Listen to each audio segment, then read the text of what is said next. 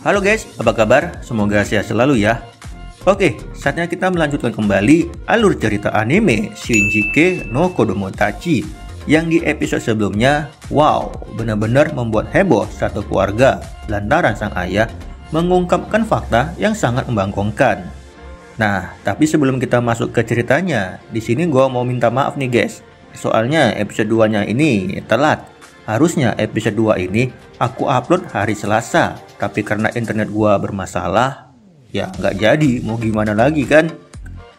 Yaudah kalau gitu langsung aja, ini dia episode 2 Keluarga Shiwenji.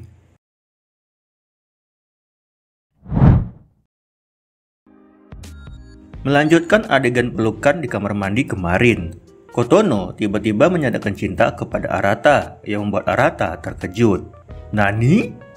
Tentu Arata menolak karena menurutnya mereka itu bersaudara, jadi nggak mungkin ada hubungan seperti itu.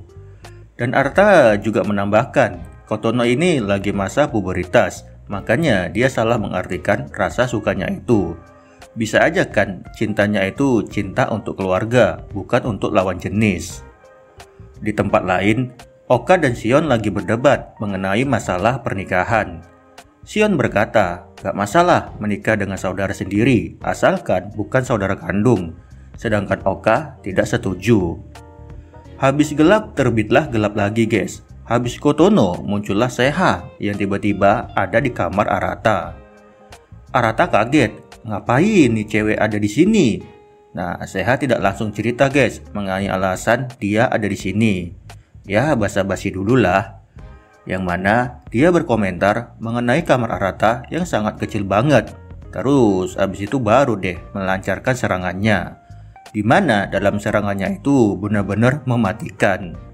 Seha tanpa ragu mendorong Arata ke kasur, terus habis itu duduk di atasnya dan mengelus-ngelus tubuh Arata, sehingga membuat Arata panik plus malu juga. Nani? 失礼。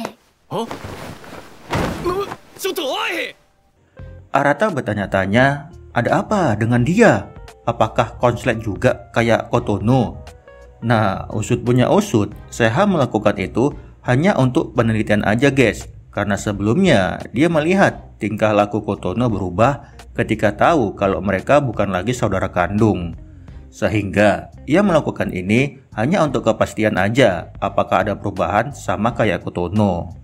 Seha juga menjelaskan mengenai pasal pernikahan, di mana pada pasal 734 menjelaskan kalau menikah dengan saudara kandung nggak boleh, tapi dalam kasus mereka, ya beda cerita. Mereka bukan saudara kandung, jadi untuk menjalin hubungan sepertinya tidak masalah.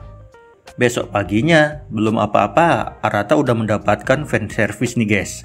Dia melihat kakaknya Banri dan adiknya Kotono cosplay jadi mbak-mbak suster. Tentu membuat Arata kaget. Wadidaw, untung gua udah tahan iman.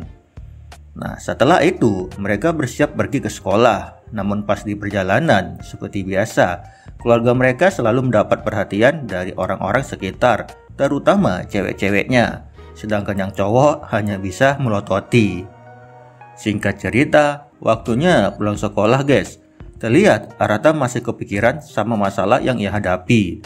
Masalahnya apa? Ya biasalah, masa nggak tahu. Nah, di saat lagi ngambil sepatu, tiba-tiba Minami muncul dan langsung mengajak Arata untuk pulang bareng. Well, di sini Arata kagum dengan adiknya itu, sebab adiknya itu pintar dalam bidang olahraga. Ia juga populer di kalangan siswa, bahkan nggak cuma cowok doang, cewek pun juga sama. Namun meskipun dia jago olahraga, tapi kalau di bidang mata pelajaran mah, waduh, ampun doro. Tak heran nilai pelajarannya itu anjlok dan harus remedial. Nah, untuk memperbaiki nilai adiknya, Arata menawarkan dirinya untuk jadi guru privat dadakan. Dan nggak pakai lama, mereka belajar di saat itu juga. So, mereka belajar di tempat karaoke. Namun belum lama belajar, Minaminya udah menyerah. Dia nggak sanggup lagi untuk belajar dan malah nyanyi kocak di depan Arata. Lalu setelah itu, suasana yang tadinya happy berubah menjadi agak canggung lantaran Arata melihat Rara-chan sedang bersama gebetannya. Sontak membuat Minami bengong kan?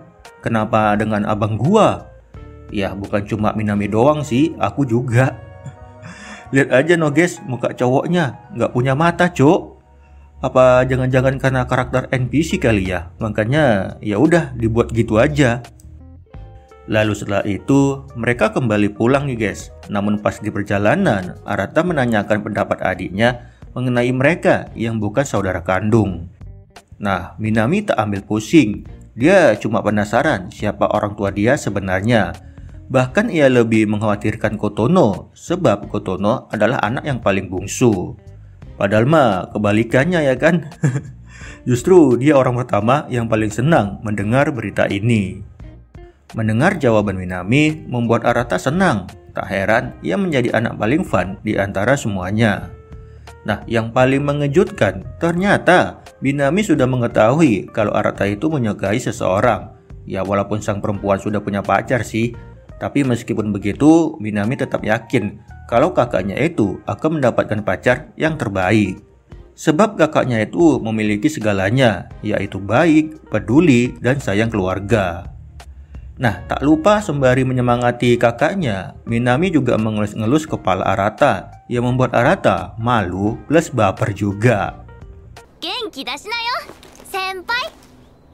Malam harinya, Minami memberikan sekotak kue sebagai permintaan maaf kepada Oka karena di episode sebelumnya telah menghilangkan AirPods miliknya. Namun sebenarnya nggak beneran hilang juga sih. AirPods-nya itu ketinggalan di ruang ekskul guys, dan beruntung Minami menemukannya. Lalu setelah itu, ya udah mereka pun makan kue bareng dan episodenya pun berakhir.